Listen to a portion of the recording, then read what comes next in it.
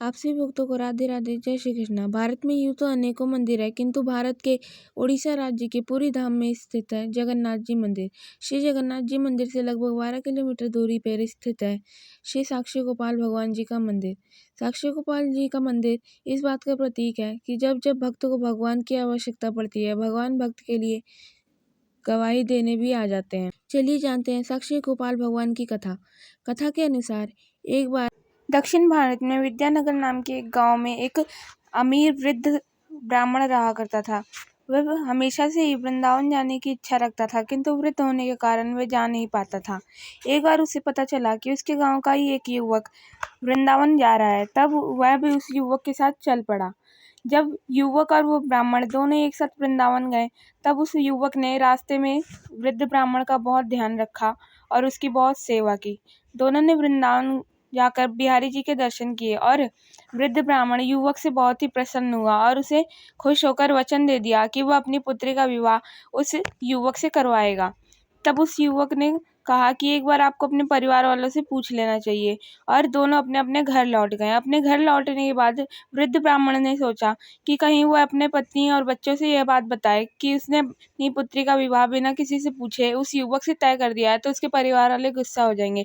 इसलिए उसने चुप्पी साधना ही बेहतर समझा। काफ़ी समय बीत गया। जब वृद्ध ब्राह्मण चुप रहा, उसने कुछ नहीं किया, तब युवक एक दिन खुद ही उसके घर आया और उसे ब्राह्मण के बेटों से मिला और ब्राह्मण के बेटों से बताया कि ब्राह्मण ने अपनी पुत्री का विवाह उस युवक से तय कर दिया है जब वो वृंदावन गए थे। इस बात को सुन ब्राह्मण के बेटों ने उसे खूब गालियां दी, मारा और कहा कि तुम जैसे गरीब से हमारे पिताजी अपनी पुत्री का विवाह तय ही नहीं कर सकते। जब उसे इंसाफ नहीं मिला, तब वह युवक पंचायत के सामने गया। पंचायत तो हमेशा सबूतों पर ही आधारित होती है। तब पंचायत ने कहा कि तुम हमें इस बात का साक्षी ला के दो कि वृद्ध ब्राह्मण ने अपनी पुत्री का विवाह तुमसे करने का वचन दिया है, तो हम तुम्हारी बात मानेंगे और तुम्हें इंसाफ दिलवाएंगे। यह बात सुन युवक ने कहा कि उस समय तो हमारे इस बीच बिहारी जी प्रस्तुत थे, वही इस बात के साक्षी हैं कि ब्राह्मण ने मुझे वचन दिया अपनी पुत्री का विवाह कराने का। यह बात सुन पंचायत ने उस युवक को कुछ दिनों का समय दिया और कहा कि ठीक है, जाओ तुम बिहारी जी को यहाँ बुला कर लाओ इस साक्षी को देने के लिए कि वृद्ध ब्राह्मण ने तुम्हें अपनी पुत्री का विवाह कराने का वचन दिया है। यह बात सुन युवक ने अपना सामान बांधा और वो वृंदावन के लिए जाकर निकल चुका।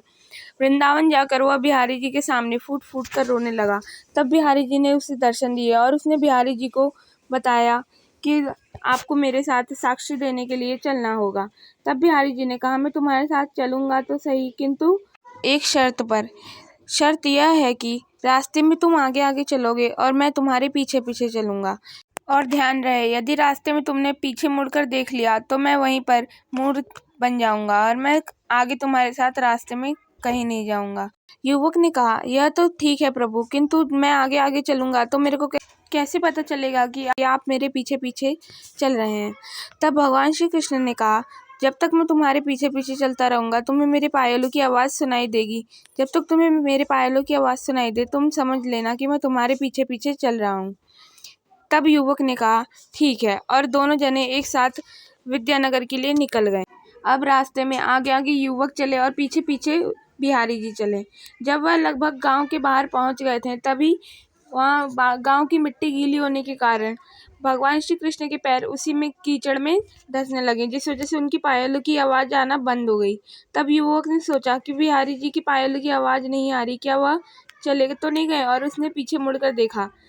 तब बिहारी जी वहीं पर मूर्ति बन गए। तब युवक ने बिहारी जी को बहुत मनाया, किंतु बिहारी जी ने कहा कि मैंने पहले ही कहा था यदि तुम पीछे मुड़ के देखोगे तो मैं वहीं पर मूर्त बन जाऊंगा। अब जाओ तुम गांव वालों को यहीं बुला कर लाओ, मैं यहीं पर उन्हें गवाही देने को तैयार हूँ। तब युवक गांव में गया और सभी पंचायत और सभी गांव के लोगों को बुलाकर बाहर ही ले आया। तब बिहारी जी ने सबको गवाही दी कि कैसे वृद्ध ब्राह्मण ने वचन दिया था कि वह अपनी पुत्री का विवाह उस युवक से कराएगा, किंतु बाद में वह बदल गया।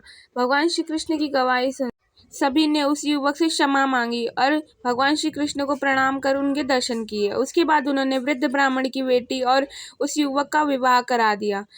वह जगह जहाँ भगवान श्री कृष्ण मूर्त बन गए थे, आज वहाँ पे श्री साक्षी गोपाल जी भगवान का मंदिर है।